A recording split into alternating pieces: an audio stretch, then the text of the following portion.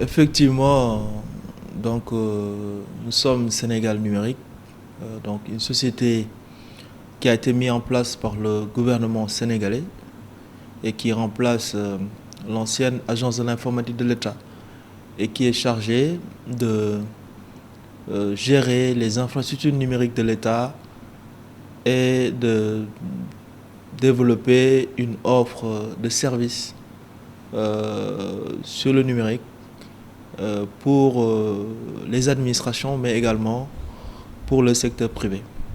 Donc aujourd'hui, Sénégal numérique est ouvert à tous et toute entreprise qui a besoin de services, notamment sur l'hébergement, sur la connectivité, mais également sur toutes les questions liées à la digitalisation. Donc ces entreprises peuvent être aujourd'hui accompagnées par Sénégal numérique. Et depuis que nous avons été créés, beaucoup de structures reçoivent nos services. Principalement, c'est l'administration, donc les ministères, les agences, les sociétés nationales. Mais également, nous avons des clients dans le secteur privé. Voilà, donc nous avons un certain nombre d'infrastructures numériques, notamment de la fibre optique déployée sur tout le territoire national. Donc nous sommes le premier opérateur de fibre au niveau du Sénégal. Nous avons également des infrastructures d'hébergement, de données et de plateformes numériques, donc des data centers que nous opérons pour le compte de notre société. C'est également une expertise de qualité dans tous les secteurs du numérique, notamment dans la transformation digitale. Nous sommes vraiment le numéro 1 en termes de transformation digitale d'administration publique. Donc c'est des services que nous offrons non seulement à l'administration sénégalaise, mais également au niveau international et principalement au niveau des pays de l'Afrique. Donc Sénégal numérique, c'est vraiment près de 200 ingénieurs et techniciens et cadres qui sont répartis sur tout le territoire national. Nous avons une représentation sur tous les départements du Sénégal et partout où vous êtes, vous pouvez aujourd'hui venir au niveau de nos sites pour que nous puissions vous accompagner vraiment dans la digitalisation de votre entreprise, mais également dans un accompagnement pour améliorer la performance de votre entreprise. Pour revenir un peu à votre question sur le processus de digitalisation des procédures administratives, donc là nous sommes en contact avec beaucoup de structures. Déjà nous avons développé une plateforme, donc un guichet unique pour l'administration qui s'appelle Sénégal Service. Donc aujourd'hui, vous allez sur senegalservice.sn, vous retrouvez l'ensemble des procédures administratives de l'État. Donc un citoyen sénégalais qui a besoin d'un acte administratif, il pourra être informé sur toutes les procédures de l'État au niveau de cette plateforme. Mais également, nous avons ces guichets dans tous les départements du Sénégal. Ce sont les espaces Sénégal Service où à chaque fois qu'un citoyen, qu'il soit à Médina Yoro Foulah, à Sédhiou, à Matam, Ranérou, Kanel, quel que soit le département où il puisse se trouver, nous avons un site où il peut aller vraiment se faire accompagner par une équipe de Sénégal numérique qui est positionnée dans son département. Donc clairement, c'est une offre de service disponible sur tout le territoire national et Sénégal numérique est aujourd'hui une réalité sur toute l'étendue du territoire. Donc la digitalisation, c'est un processus continu. Tous les jours, on accompagne des administrations, des ministères. Aujourd'hui, nous avons digitalisé le permis de construire, nous avons digitalisé l'obtention du baccalauréat, nous avons digitalisé beaucoup de services. Donc c'est près d'une centaine de services qui sont aujourd'hui disponibles en ligne et que les Sénégalais peuvent effectuer à partir de leur smartphone, à partir de chez eux, sinon se faire accompagner dans les espaces Sénégal Service.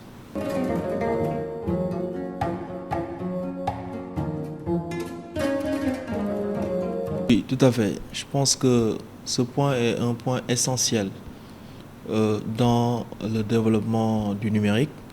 On voit aujourd'hui quand même la naissance de beaucoup de startups qui évoluent dans ce domaine, donc qui innovent vraiment grâce au digital. Nous avons aujourd'hui des startups qui ont mis en place des solutions pour aujourd'hui prendre le taxi, des solutions pour prendre rendez-vous au niveau d'un médecin, des solutions vraiment pour prendre en charge donc son véhicule, etc., etc. Donc c'est des innovations que nous voyons tous les jours au niveau du Sénégal et c'est des jeunes Sénégalais qui ont pris ces initiatives, donc que nous encourageons. Au niveau de Sénégal numérique, nous facilitons l'accès à nos infrastructures, à ces startups. Donc on leur propose un package vraiment extrêmement raisonnable en termes de prix pour pouvoir héberger leur plateforme au niveau de nos centres de ressources, mais également de manière générale avec notre entité qui s'appelle InnovLab. Vraiment, c'est un processus que nous accompagnons ces jeunes à pouvoir vraiment avoir des solutions rentables, des solutions vraiment qui sont accessibles sur le territoire national, mais également au niveau international. Donc dans ce cas-là, nous accompagnons les startups et avec ça, c'est vraiment de la création d'emplois donc, que nous avons avec ces startups qui sont créées.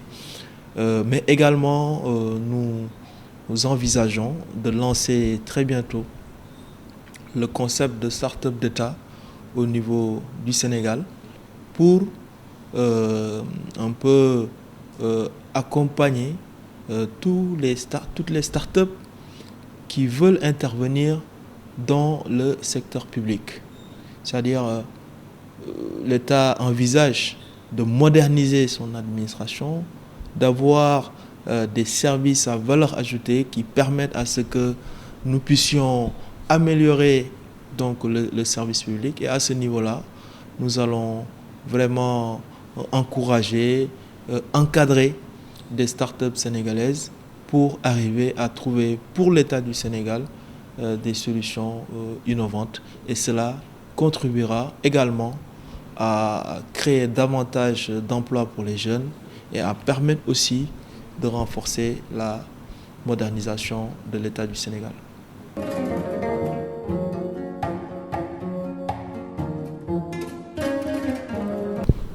Les attaques informatiques, tous les pays font face à cela.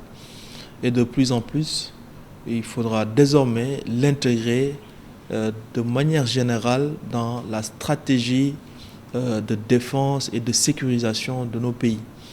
Je pense qu'on a récemment eu des attaques sur un certain nombre de sites web du gouvernement, mais vous avez vu un peu la réaction que notre État a eue tout de suite après ces attaques. Je pense que la disponibilité du service était revenue en moins de 2 heures de temps, ce qui montre un peu la capacité de nos ingénieurs à faire face à n'importe quel type d'attaque qui sont effectuées par des personnes mal intentionnées qui sont soit au Sénégal mais également et souvent au niveau de l'étranger.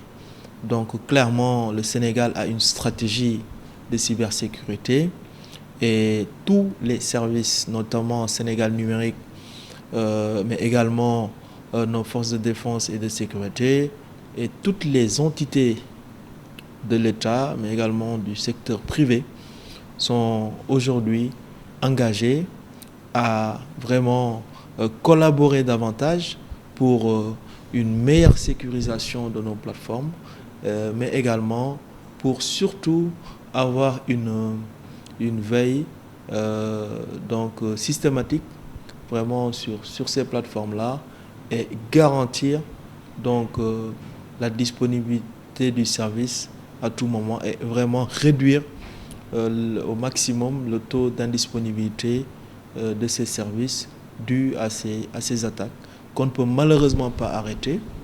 Donc c'est des choses qui peuvent arriver à tout moment, mais quel que soit Alpha, c'est de pouvoir avoir un dispositif pour pouvoir riposter et permettre à ce que le service ne soit pas corrompu et que les informations puissent être disponibles pour ceux-là qui ont besoin d'avoir ces informations.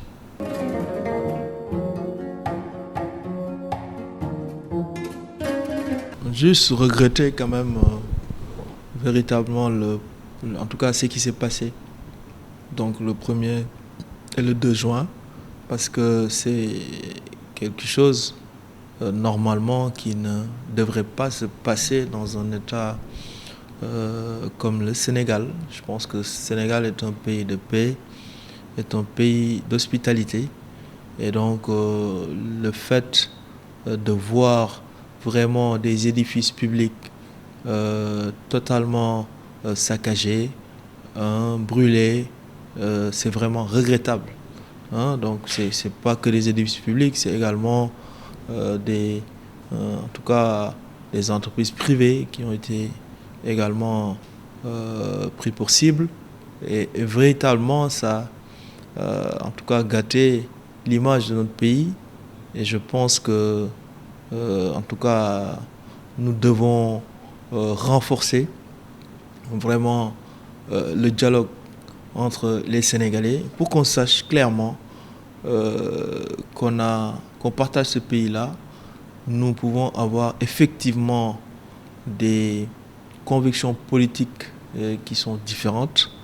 Chacun peut avoir sa conviction, mais clairement, personne n'a le droit de détruire ce pays. Et donc, je condamne avec la dernière énergie donc ces actes de banditisme qu'on a notés un peu partout à travers le pays.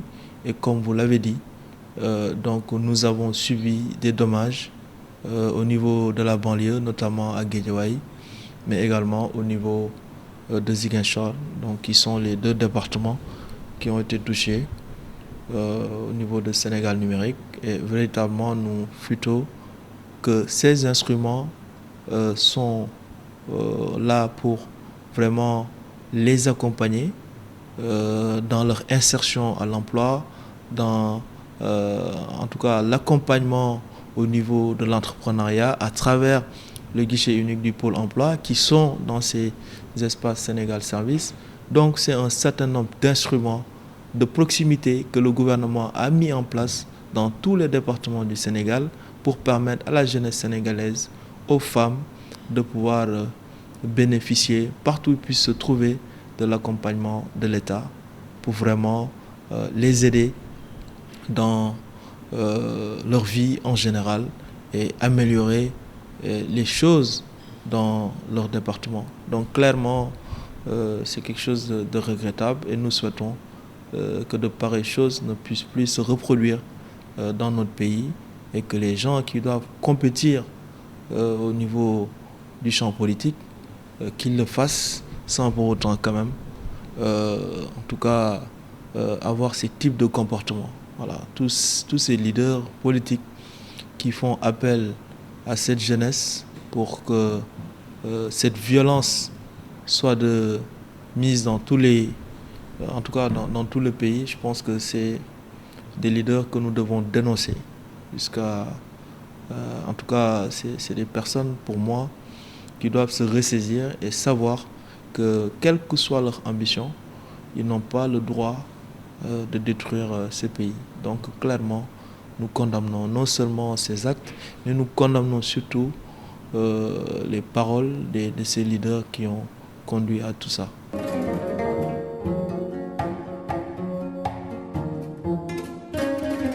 En tant que membre de l'Alliance pour la République, nous sommes extrêmement tristes par rapport à cette décision qui nous a beaucoup affectés et surpris parce que vraiment nous nous attendions pas à cette décision. On était vraiment tous mobilisés, en tout cas à travers nos quartiers, nos communes, pour donner un nouveau mandat mérité au président Macky Sall. Mais comme tous les Sénégalais, nous avons découvert cette décision. Nous sommes en tout cas dans l'obligation en tant que membres disciplinés de notre parti d'accepter cette décision, mais ce n'était vraiment pas notre souhait parce qu'on est persuadé que le profil du président Macky Sall correspond au leadership que le Sénégal devrait avoir au niveau de l'Afrique et dans le monde pour traverser en tout cas ce virage extrêmement important parce qu'on a vu cette ceinture de feu qui entoure le Sénégal, toutes les difficultés, tous les coups d'État qui se sont enchaînés dans tous les pays limitrophes du Sénégal. Donc beaucoup de difficultés. Donc en tout cas moi personnellement, je pensais que le président Macky Sall avait les capacités pour vraiment continuer à préserver le Sénégal de tous ces dangers qui l'entourent au vu de son expérience, au vu de ses relations personnelles avec ces pays-là, mais également au vu également de vraiment l'accompagnement qu'on a constaté de beaucoup de leaders dans le monde et sa capacité à pouvoir dialoguer avec tous ces leaders, qu'ils soient américains, russes, français, chinois. Vraiment, ces rapports extrêmement bons avec tous ces grands de ce monde, mais également avec ses voisins au niveau de la sous-région. Je pense que ce leadership-là permettait de pouvoir continuer à garantir vraiment cette stabilité du Sénégal et en tout cas la continuité qu'on doit avoir par rapport à l'émergence de ce pays. Donc en tout cas c'est tout à fait dommage que le président Macky Sall puisse nous quitter de sitôt. Maintenant, je pense que les Sénégalais verront qui prendra sa place, mais l'essentiel est qu'on espère que le Sénégal va continuer à être un havre de paix. Donc pour vous répondre, on est totalement triste, désolé vraiment de ce choix du président parce que c'était vraiment pas ça notre option.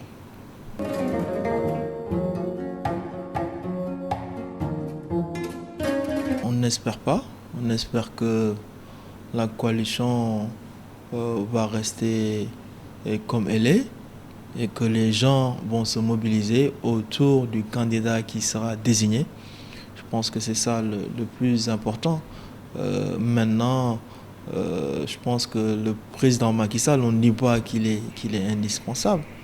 Mais pour moi, si on a un leader qui vraiment a atteint un certain niveau, il ne sert pas à grand-chose de le remplacer. Maintenant, si en tout cas il en est autrement, on est obligé de nous adapter face à cette nouvelle situation. Voilà. Et comme je l'ai dit, c'était vraiment pas notre option et malheureusement, il va falloir qu'on fasse avec ça.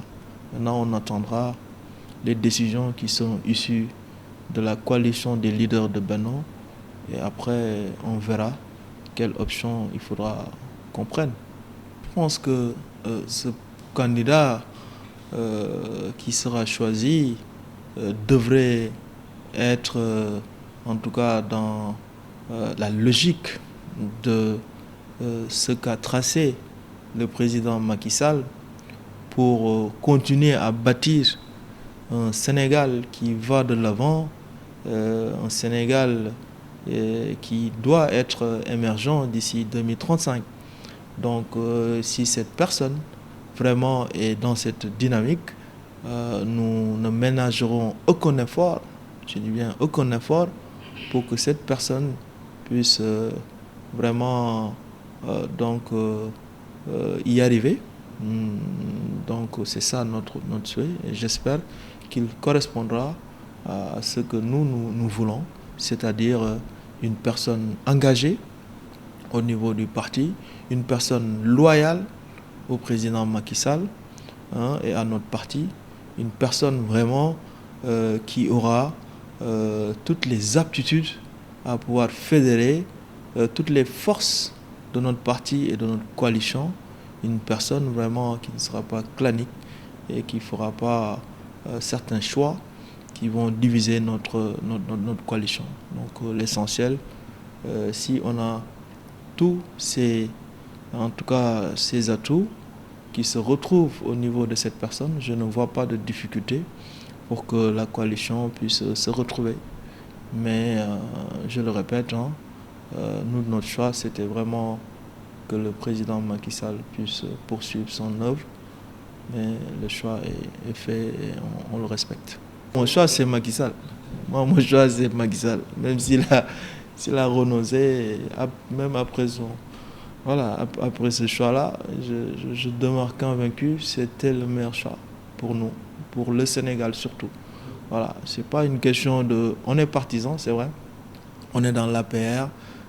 Voilà, il y a énormément de cadres qui peuvent succéder au président Macky Sall. Mais vraiment, au vu de son âge, au vu de son expérience, je pense que ce n'était pas le moment de quitter le Sénégal. Voilà, moi, c'est mon opinion personnelle.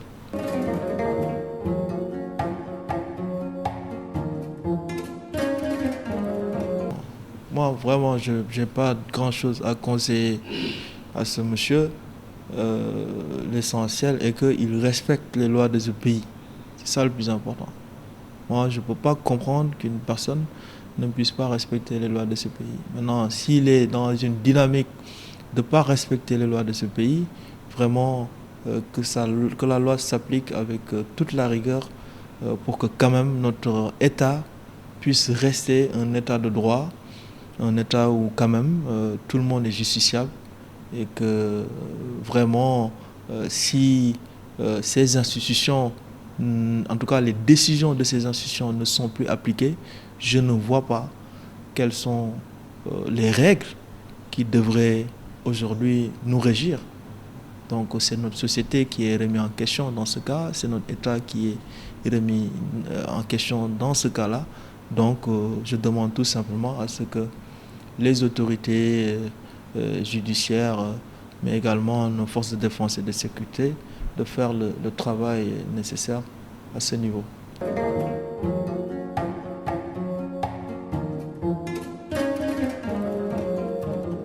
Ça, c'est nos conseils qui suivent le dossier et sont en train de faire le travail nécessaire. Voilà. Donc les fake news, malheureusement, au niveau du Sénégal comme au niveau international, tous les jours, c'est des choses que nous voyons, voilà, donc sur nos vies, sans pour autant quand même que les gens puissent même apporter la plus petite preuve de ce qu'ils évoquent. Donc ça, quand même, c'est problématique. Maintenant, je pense que l'État du Sénégal et les États de manière générale travaillent à ce que nous puissions mieux réguler les réseaux sociaux. Parce que malheureusement, ce sont des outils qui ont aujourd'hui envahi nos sociétés, qui sont dans nos foyers, dans nos bureaux, et que tout le monde utilise, et que malheureusement, il n'y a pas de filtre à ce niveau-là. Donc, il est urgent pour nos États, surtout pour nos États fragiles, de prendre les dispositions réglementaires, juridiques, mais surtout techniques, pour quand même empêcher, en tout cas au mieux, ces fake news qui peuvent détruire une société et mettre surtout en danger des personnes. Ça, je pense que C'est des choses sur lesquelles aujourd'hui le gouvernement est en train de travailler. On espère, en rapport bien sûr avec les médias, pouvoir vraiment trouver les bons mécanismes pour lutter contre ce fléau qui affecte non seulement les politiques, mais également les Sénégalais de manière générale. Voilà, chacun peut être touché par ça. Donc je pense qu'il est temps d'arrêter tout ça.